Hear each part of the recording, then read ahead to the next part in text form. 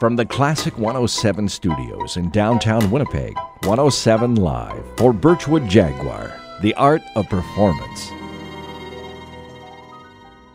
In the studio with me this morning is Helga Jakobson. She is a visual artist with a degree in transdisciplinary new media and fine arts. And she's in the studio this morning because she was given an opportunity recently to record the plants in the Palm House at the Assiniboine Park Conservatory. The Assiniboine Park Conservancy was very generous in giving her this opportunity, and she's here to talk about what she discovered. So good morning, Helga. Morning. Thanks for coming in this morning. Yeah, it's my pleasure. Thanks for having me. It's so nice to meet you. Yeah, it's a pleasure for sure. I came across this article recently talking about what you were doing with the plants, and I said I would love to meet her because not only that does it have to do with music. Of course, we do music here at the station, but it has to do with plants, and I'm a huge fan of plants and trees. I love them, so I was really intrigued to talk to you about what this project was all about. But before we do that, I think probably best if you tell us all a little bit about yourself and maybe what is a transdisciplinary degree in new media and fine arts. Yeah, absolutely. So I started my practice working with organic material, and I was working through different organizations like Video Pool here in Winnipeg, and really realized that I was interested in bioart and working with technology and finding different ways of interfacing with the organic world. And so then I went and started my master's degree in Paris at the Paris College of Art in a program called Transdisciplinary New Media. I did transfer over to another university halfway through my degree in the Netherlands, and finished it off in a part research, part practical based MFA.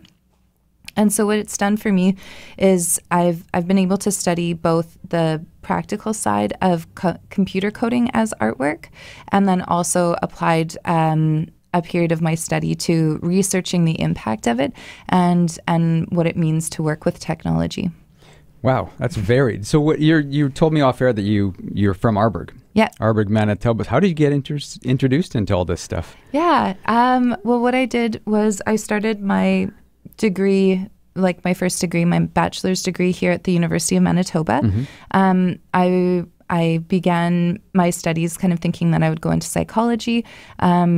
I was doing some behavioral modification courses, and my mom told me that I should take an art course just on the side for fun, and it stuck. And so it just kind of, my practice has kind of spiraled in that direction.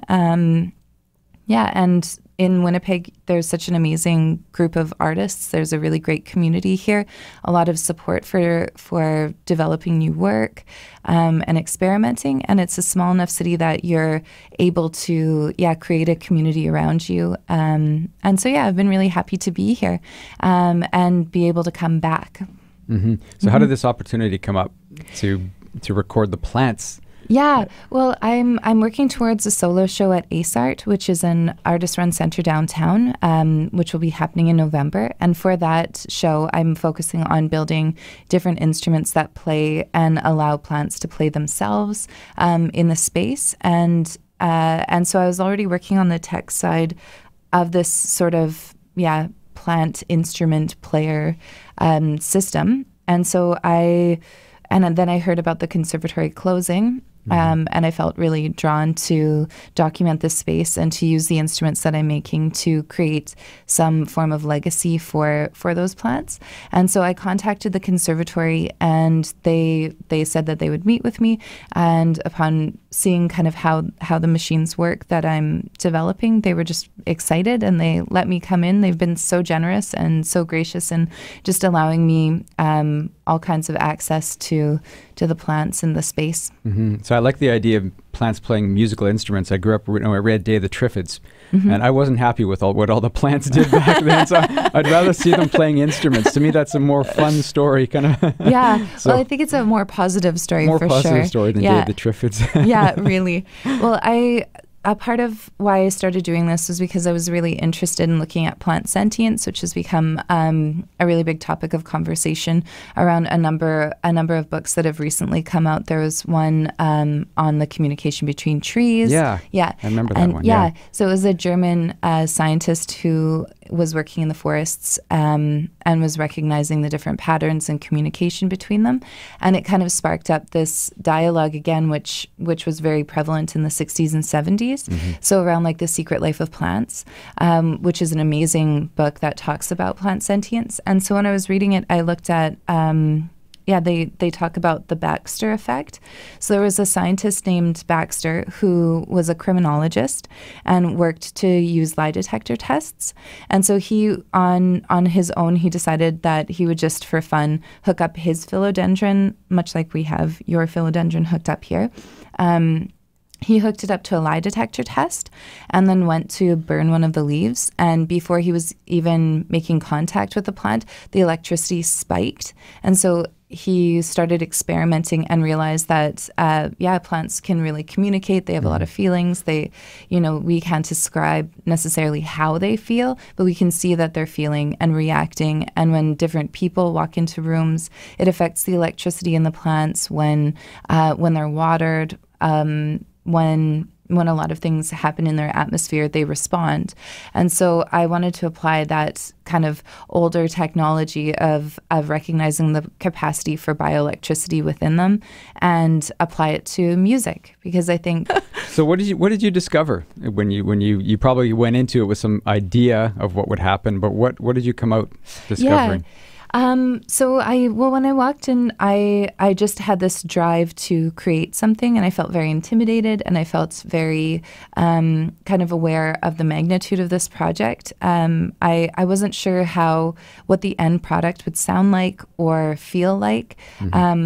But I was hoping that you would be able to hear a lot of tonal differentiation, that you would be able to hear, I walked in thinking, you're going to hear the sadness, you're going to hear the frustration, you're going to hear, fear. But that's not what ended up happening. For me, I just recognized that these plants really do have their own, shyness or their own, intensity. And I just realized more and more that we just cannot ascribe feelings to plants. I have no idea why sometimes they were so energetic and other times so lethargic. But I do know that existed. And so I think what happened for me was that this project ended up being not as much of an expression of the emotional landscape of the plants and more an expression of just their life. Yeah. So let's say you've got a number of examples. Obviously, you've got this whole work we're going to play for you later on, but give us an example of what one of the plants would have sounded like or did sound like. Yeah, happily. So there's a papaya plant that I played, and I played it as a glass marimba. So this is it here.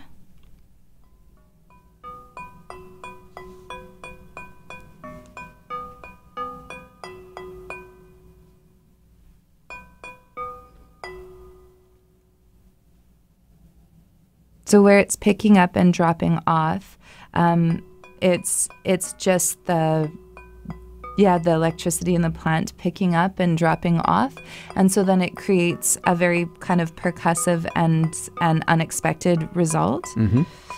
And that was the same I will show you another example, which was the fiddle leaf fig, which is sadly one of the trees that are being cut down. I ascribed it as the timpani.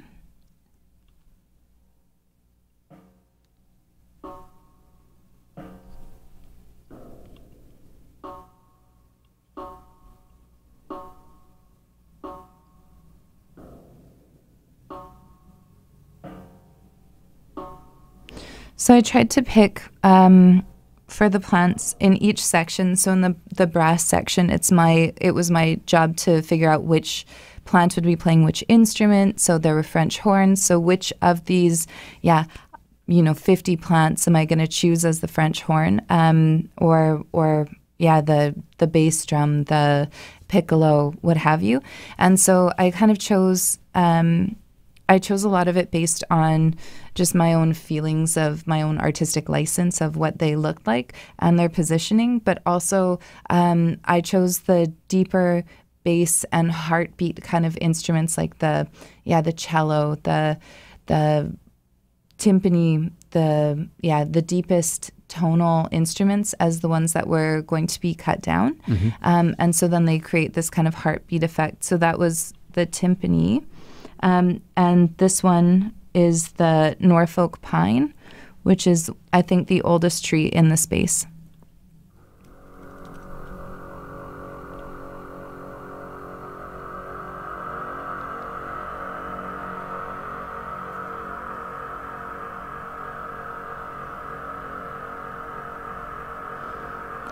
So this one was a really interesting one because it really didn't want to play notes.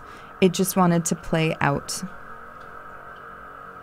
So it was so that was kind of an interesting realization that I wasn't in control of when there was melody and when there was just tonal value. A good example of that was with the monsteras, which were the top ring around the top of the space. They really just wouldn't play notes at all unless they were alone with me. And so I think they were just very shy. I have no idea why. Were they angry about it? Were they sad? I'm not sure. But all I know is that they just didn't want to play unless they were by themselves. Wow. How did you get up there? Yeah, there's a ladder that, again, I was graciously allowed access to this space. So there's a ring above where some of the plants get watered and some of the maintenance happens for the bigger trees like the Norfolk and so on. And so I just got to hang out upstairs for long periods of time. It was quite wonderful, although very hot. Oh, yeah. Yeah. Hot and humid. Yeah, I've been schwitzing all week. So how do you feel? How are you feeling about everything that's happening there at the conservatory, that, you know, a lot of these plants won't be around for much longer? Yeah, I titled my symphony the Entropic Symphony, which refers to the declining state of being. And so entropy is the natural breakdown. And that's something that I focus on a lot in my practice, is around death and loss and dying, and that inevitable quality of organic life. And I think it's been really intense for me being in the space in the conservatory, because I'm also a plant lover, of course. You are probably shocked to hear. So I'm very, very sad that these plants aren't going to exist anymore, at least not in their physical form. And I feel really honored, and I felt a very strong responsibility to capture the plants and try to show an expression of their life that we just don't understand. I feel, but I also feel like it's one of the most interesting stories that I've come across in a very long time, because these plants inevitably destroyed the space that we built for them. So they made it impossible for us to care for them, and why and how. And I think it speaks to, on one hand, the fact that the natural world rules. It just takes over any man-made space. It's triumphant, it's rebellious, it's chaotic. I also think, yeah, it's sad that we won't have a space like this that's free to the public. But then we also need to keep in mind that these spaces take a lot of money to run and operate. And so it's very complicated. But I feel like the conservatory has done, or the Conservancy has done, such an amazing job of trying to create a legacy from it. So looking at this as an opportunity to find new ways of documenting, so allowing me into the space, for instance, but also there'll be the trees that aren't able to be moved. They're going to be using the wood to create benches and bowls and things like this. They've cloned the trees to make seeds so that you can let these plants kind of live on. So it's really exciting and interesting and multi-layered, and yeah. And so I think at the end of the day, I'm just feeling very happy and honored to have been a part of recording this space, and sad that I won't be with my friends. There's always a silver lining, Art. Yeah, always, it's true. Yeah, it's really lining. true. Yeah, and I've met some amazing characters being in there, people that frequent the space. Yeah, I think we all have that nostalgia for these plants, and I think it's important too, and this is part of that entropy side of life, to recognize that it's natural. You know, things can't live forever. Some of these plants, because of because of the way that the space is eroded, have had to be cut down without the public having this opportunity to say goodbye to them. So it was also really generous to provide a moment for us all to recognize and take time to share that space with them. Yeah. Did you have a favorite plant? Yeah, I did. I had to ask that. I was curious. Yeah. There was this staghorn fern that I just fell in love with, and it's a very beautiful plant. It's autonomous, so its rooting structure is within this kind of shell. So I would definitely recommend looking this plant up. It's really quite alien looking, very unique. I'd never seen one before. And yeah, I just really loved it. Okay, well, before you go, every day I come to work, I tend to the plants here in our office, and I love to do that. I live with this one here in the studio every day. It's the philodendron. And, I water it and I talk to it. And so I was kind of curious when you came in, and I asked you to set up this amazing rig that you've got along. You almost need a roadie for it. But so what? Eventually. So, yeah, we're not going to talk about that because that's pretty complex right now. But what I want to do is get a little sense of what this philodendron is telling me every day, or at least right now. Yeah, I would love to play it for you. All right. Do you have an instrument that you would like me to play it as? I would like to hear it as a piano. Amazing. Absolutely.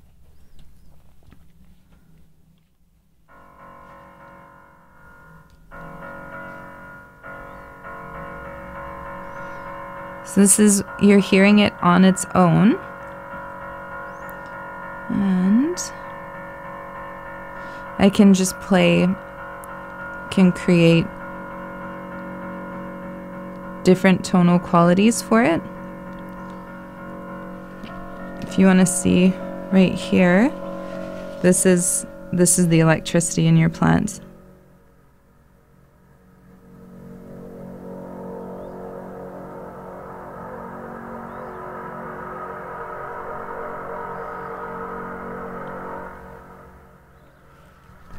Yeah. So can you tell me what it's saying? Well, I think this is part of why I choose instruments instead of creating poetry for the plants or anything, is that I don't like to speak for them. I like for them to be able to speak for themselves. Sounds to me harmonious, just kind of mellow. Yeah, it does. It also sounds dynamic. I think it's probably very much impacted by being in such an interesting space and listening to music all day. I can only imagine it wanting to play its own. Yeah, absolutely. Well, thank you for that. That's a real pleasure. It's the first time I've ever heard a plant. There we go. It is. It's so nice to have met you. It was a pleasure. Thanks for having me. It's a great story, and I wish you well with it. As you try to expand, you have the Entropic Symphony. Going to be playing some of that in a minute, and then maybe when you get the whole thing done, you're trying to expand it to a complete symphony. I'd love to hear that. We'd love to hear it. Yeah, I'll share it with you, definitely. Okay. Yeah, this Entropic Symphony that you'll be playing is really a 10-minute cross-section of the space. So it's literally playing all of the instruments at once in real time, and then mastered into one file, where what I would like to do eventually is create a full symphony where I'm pulling out different instruments at different points so that I can really let them have their own spotlight for a moment and create a really interesting composition. So I'll definitely share that with you. Maybe a concerto or something where one of the plants is featured and playing up against the rest of the orchestra. Exactly. That's exactly what I want. All right. With your favorite plant, of course. Yeah, of course. Yeah, absolutely. The tuba. Oh, the tuba. My staghorn plays the tuba. Oh my gosh, there aren't a lot of tuba concertos. No, that would make there aren't. That would make it into the repertoire. So it's kind of a steady tone in there. Yeah. Yeah. Okay. Yeah. Cool. Yeah. Again, thank you for coming in. I've been in conversation with Helga Jakobson and plants. Thanks so much. Yes, we've been talking with the plants.